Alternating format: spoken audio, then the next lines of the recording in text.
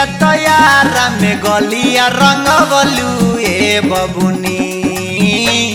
छपरा में चोलिया तैयारा में गलिया रंगवलू ए बबुनी।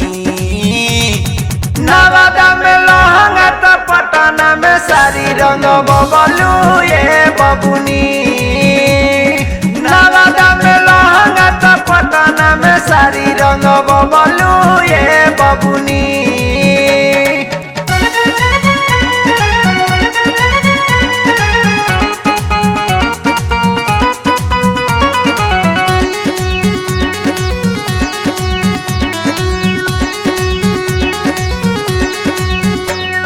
राजगिन लंदा में चली जाई गोली।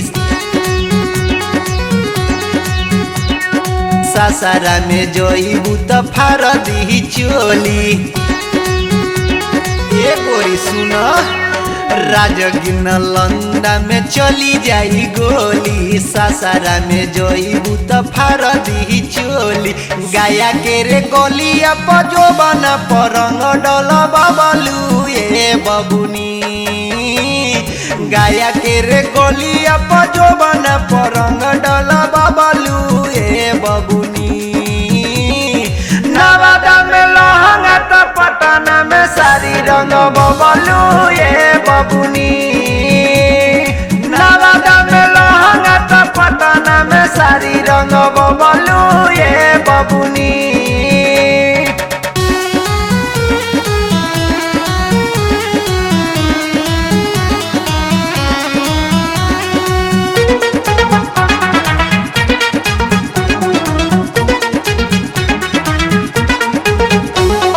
बलिया बनारस में रंगी तोर चुनरिया। बकसर बजरिया में फार दी घघरिया। बलिया बनारस में रंगी तोर चुनरिया। बकसर बजरिया में फार दी घघरिया। बेतिया सोहरिया में जो बना पब मगिर बबलू ए बबुनी। बेतिया सोहरिया में जो बना पब मगिर बबलू ए बबुनी। नवादा में लहंगा त पटना में साड़ी रंग बबलू ए बबुनी। नवादा में लहंगा त पटना में साड़ी रंग बबलू ए बबुनी।